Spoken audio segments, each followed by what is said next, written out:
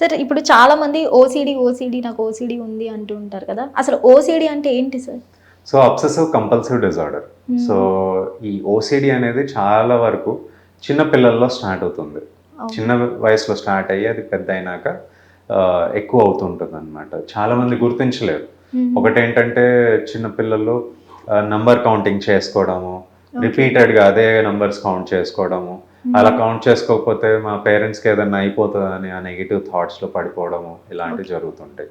ఇదే కాకుండా విపరీతంగా చేతులు కడుక్కోవడం, తరచుగా చేతులు కడుక్కోవడము, కంటామినేట్ అయిపోయింది, డర్ట్ తో కంటామినేట్ అయిందని చెప్తుంటారు చాలా మంది.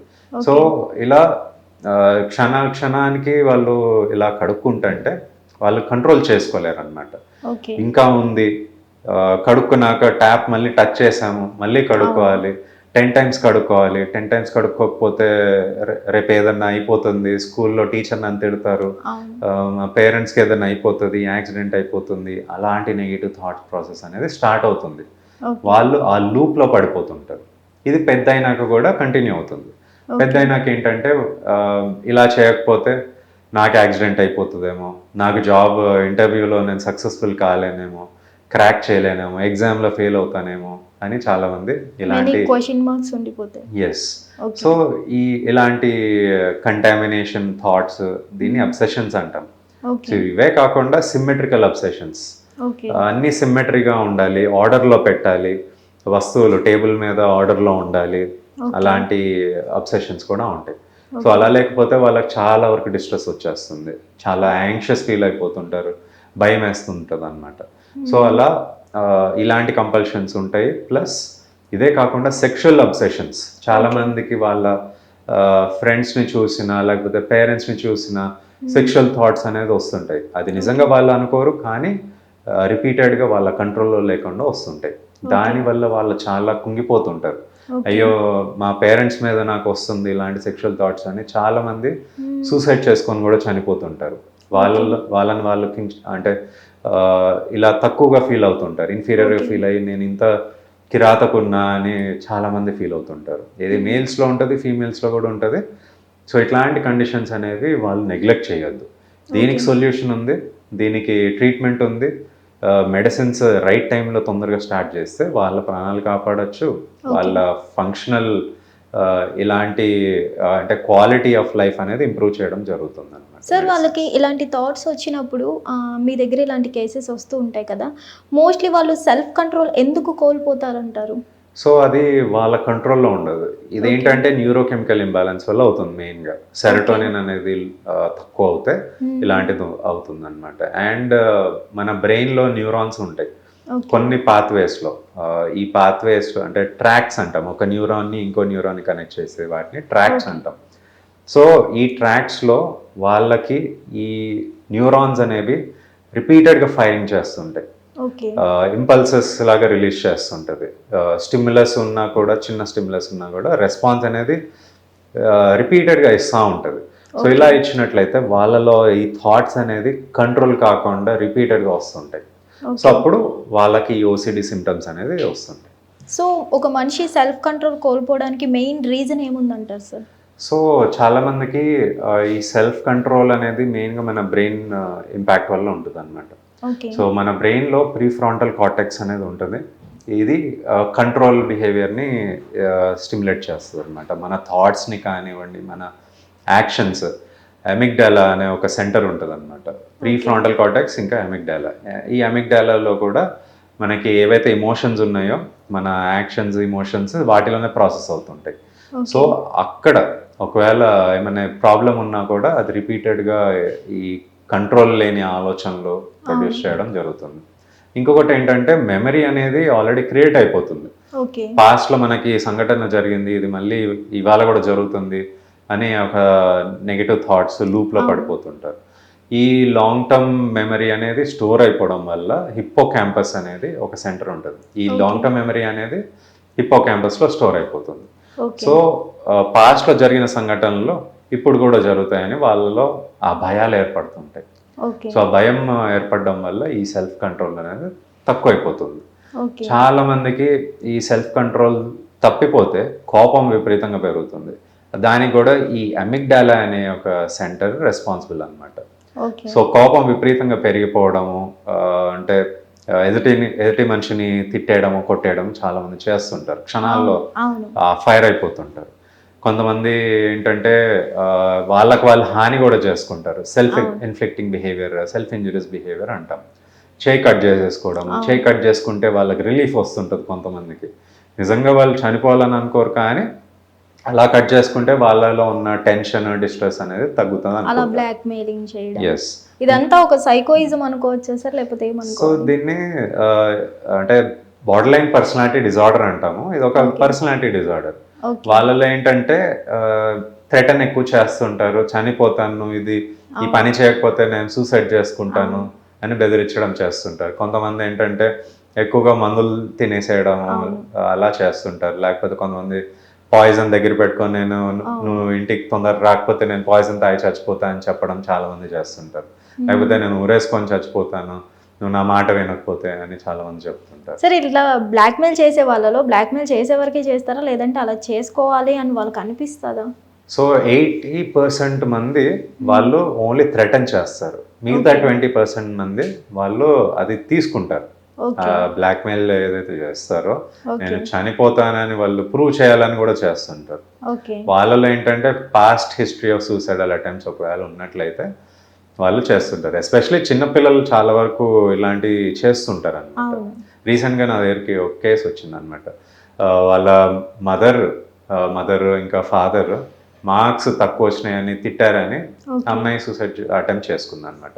సో ఇలాంటి తీవ్రత అనేది పెరిగిపోతుంది. చాలా మంది పేరెంట్స్ మార్క్స్ ఒకటే ఇంపార్టెంట్ అనుకుంటున్నారు. వాళ్ళలో ఏంటంటే ఇంకా చాలా విషయాలు చూసుకోవాలన్నమాట. వాళ్ళలో ఉన్న నాలెడ్జ్ ఇంపార్టెంట్ ఎప్పుడైనా అకాడమిక్స్లో చూసుకున్నట్లయితే. ఎందుకంటే ఈ కాలంలో మార్క్స్ అనేది దేనికి యూస్ కావట్లేదు. సో 10th క్లాస్లో మార్క్స్ తక్కువ వచ్చినాయి, నువ్వు చదవకపోతే నేను ఇంటి నుంచి బయటకు పంపించేస్తాము, నీకు ఫుడ్ పెట్టము, నీకు పాకెట్ మనీ ఇవ్వమని పేరెంట్స్ ఇలా కూడా థ్రెటన్ చేస్తారు. అప్పుడు డెఫినెట్లీ పిల్లలు కూడా అలానే తయారవుతారు. సో వాళ్ళు థ్రెటన్ చేస్తారు, నువ్వు ఇది బైక్ నాకు కొనికపోతే నేను సూసైడ్ చేసుకొని చనిపోతా అని చెప్పడము. కొంతమంది నైఫ్ దగ్గర పెట్టుకొని అలా థ్రెటన్ చేస్తుంటారు. సో పేరెంట్స్ ఎలా ఉన్నారో పిల్లలు కూడా అలానే పెరుగుతారు అనమాట. ఓకే సార్, మోస్ట్లీ ఇప్పుడు చాలా వరకు మనం మర్డర్స్ ఎక్కువగా చూస్తూ ఉన్నాం కదా, పెట్రోల్ పోసి ఇంత వైల్డ్గా ఎందుకు ఆలోచిస్తున్నారంటారు? సో వాళ్ళలో ఈ అగ్రెషన్ అనేది ఆల్రెడీ ఉంటుంది అనమాట. వాళ్ళ మైండ్ సెట్ అనేది ఎక్కువగా అగ్రెసివ్ టెండెన్సీస్ ఉంటాయి అన్నమాట. వాళ్ళు ఏంటంటే ఈ యాంటీ సోషల్ పర్సనాలిటీ డిజార్డర్లో ఉంటాయన్నమాట. వాళ్ళలో ఏంటంటే వాళ్ళ మాట వినకపోతే, అంటే సపోజ్ ఏదన్నా లవ్ రిలేషన్షిప్ ఉంది, వాళ్ళు ప్రపోజ్ చేస్తున్నారు, ప్రపోజల్ యాక్సెప్ట్ చేయకపోతే అమ్మాయి నేను పెట్రోల్ వేసుకొని తగలబెట్టేసుకుంటాను, లేకపోతే నీకు పెట్రోల్ పోసేసి తగలబెట్టేస్తాను అని బెదిరిస్తుంటారు. చాలా వరకు ఇంతకుముందు కూడా మనం ఇట్లాంటి కేసెస్ చూసాము. సో అంత తీవ్రంగా అవుతున్నాయి అన్నమాట. సో ఈ కాలంలో కొంచెం భయం అనేది ఏర్పడింది. లా అనేది చాలా స్ట్రిక్ట్ అవ్వడం వల్ల కేసెస్ ఇవి తగ్గినాయి, కానీ జరుగుతున్నాయి. కానీ ఇంతకుముందు కంటే స్టాటిస్టిక్స్ ప్రకారం చాలా వరకు తగ్గినాయి అని చెప్పచ్చు. ఇలాంటివే కాకుండా చాలామంది ఈ యాంటీ సోషల్ పర్సనాలిటీ డిజార్డర్ ఉన్న వాళ్ళు దొంగతనాలు ఎక్కువ చేయడము, బైక్స్ దొంగలించడము, లేకపోతే బస్ స్టాండ్లో, రైల్వే స్టేషన్లో దొంగతనాలు చేయడము, లేకపోతే బెదిరించి పీక మీద కత్తి పెట్టి బంగారం దొంగలించడం, ఇట్లాంటివి చేస్తుంటారు. ఇళ్లలో దొంగతనాలు చేయడము, మర్డర్స్ చేయడము, అండ్ కొంతమంది ఏంటంటే రేప్స్ కూడా చేస్తుంటారు. ఇట్లాంటి యాంటీ సోషల్ పర్సనాలిటీ డిజార్డర్ ఉన్న వాళ్ళతో ఏంటంటే జాగ్రత్తగా ఉండాలి. వాళ్ళలో అట్లాంటి డిజార్డర్ ఉంటే సైకాట్రిస్ట్ కానీ సైకాలజిస్ట్ని వాళ్ళు కలిసి, పేరెంట్స్ కానీ ఎవరన్నా అంటే ఇట్లాంటి క్రైమ్స్ చేస్తున్నారు, క్రైమ్ టెండెన్సీస్ ఎక్కువగా ఉన్నాయంటే వాళ్ళలో మార్పు అనేది తీసుకురావచ్చు. 40 to 50% అనేది ఇట్లాంటి సంఘటనలు జరగకుండా మనం ప్రివెంట్ చేయొచ్చు. అది సమాజం మీద డిపెండ్ అయి ఉంటుంది. సొసైటీ అనేది కొంచెం రెస్పాన్సిబిలిటీ కూడా తీసుకోవాలన్నమాట. పేరెంట్స్ ఒకవేళ పట్టించుకోవట్లేదంటే డెఫినెట్లీ ఇలా అయ్యే అవకాశాలు 100% ఉంటుంది. పేరెంట్స్ కూడా అంటే ఎక్కువగా తాగుతున్నారు, లైక్ ఆల్కహాల్, సిగరెట్స్, క్యానబిస్ ఇట్లాంటివి ఎక్కువగా తీసుకుంటున్నారంటే పిల్లలు కూడా ఇలా అయ్యే అవకాశాలు ఎక్కువగా ఉంటాయి. యాంటీ సోషల్ పర్సనాలిటీ డిజార్డర్ వాళ్ళలో డెవలప్ అయ్యే అవకాశాలు 100% ఉంటుంది. ఇలా మర్డర్ చేసిన వాళ్ళని ఆల్రెడీ ఒక మర్డర్ చేశారనుకోండి, వాళ్ళ పేరెంట్స్ మీ దగ్గర తెచ్చినప్పుడు మీరు వాళ్ళ దగ్గర నుంచి అబ్జర్వ్ చేసే థింగ్స్ ఏంటి సార్? సో వాళ్ళు ఎక్కువగా మ్యానిపులేటివ్ ఉంటారనమాట.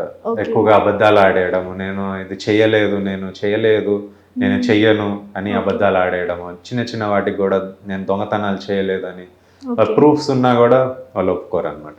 సో ఇట్లాంటి బిహేవియర్, ఇట్లాంటి టెండెన్సీస్ ఎక్కువగా ఉంటాయి. సో వాళ్ళు చిన్న చిన్న వాటికి కూడా ఇందాక చెప్పినట్లు సూసైడల్ టెండెన్సీస్ ఉంటాయి. వాళ్ళని నమ్మకపోతే సూసైడ్ చేసుకుంటాయని వాళ్ళు సక్సెస్ఫుల్ సూసైడల్ అటెంప్ట్స్ చేసుకుంటారు అనమాట. వాళ్ళు ఓన్లీ బెదిరించారు, వాళ్ళు నిజంగానే ఆత్మహత్య చేసుకొని చనిపోతుంటారు. సో వాళ్ళలో అంత అగ్రెషన్, ఆ రేజ్ అండ్ ఈ డిప్రెషన్ అనలేం, కానీ ఇంపల్సివ్ డెసిషన్ టేకింగ్ అనేది మ్యాక్సిమం లెవెల్స్లో ఉంటుంది. ఒక కుకింగ్ చేయలేదని, ఒక నైటీ వేసుకుందని ఇలా కూడా మర్డర్స్ ఆలోచించకుండా చేసేస్తున్నారే, తర్వాత ఫ్యూచర్ ఏంటి అని ఎందుకు ఆలోచించట్లేదంటారు సార్? సో ఇవన్నీ ఇంపల్సివ్ డెసిషన్ మేకింగ్ అండి. సో అది ప్లాన్ చేసి చేయరు. వాళ్ళకి కోపం ఎక్కువగా ఉంటే వాళ్ళలో యాంగర్ అవుట్ బస్ తరచుగా వస్తుంటాయి. అండ్ ఫ్రీక్వెంట్గా వాళ్ళు చెప్పిన మాట వినాలి, మొత్తము నేను చెప్పింది నడవాలి, ఆ డామినెంట్ బిహేవియర్ అనేది ఉన్నట్లయితే, వాళ్ళ స్పౌజ్ ఒకవేళ పార్ట్నర్ వాళ్ళ మాట వినకపోతే వాళ్ళలో ఇట్లాంటి బిహేవియర్స్ మనం తరచుగా చూస్తుంటాం. సో ఇట్లాంటి కేసెస్లో మీ దగ్గర వచ్చినప్పుడు వాళ్ళకి ట్రీట్మెంట్ ఇచ్చిన తర్వాత వాళ్ళు మారే అవకాశం ఉందంటారా సార్? సో అది ఏ స్టేజ్లో తీసుకొచ్చారు అనేది ఇంపార్టెంట్. ఏ ఏజ్ గ్రూప్ వాళ్ళు, అంటే ఒకవేళ యంగ్ ఏజ్లోనే 14-15 ఇయర్స్లోనే తీసుకొచ్చారంటే వాళ్ళని మార్చడానికి కుదురుతుంది. కానీ 25+ దాటినాక వాళ్ళని ఒకవేళ తీసుకొచ్చారంటే ట్రీట్మెంట్కి, చాలా వరకు వాళ్ళని మార్చడం కష్టంగా ఉంటుంది. కానీ ఒక 20-30% వరకు వాళ్ళని మార్చే అవకాశాలు ఉంటాయి.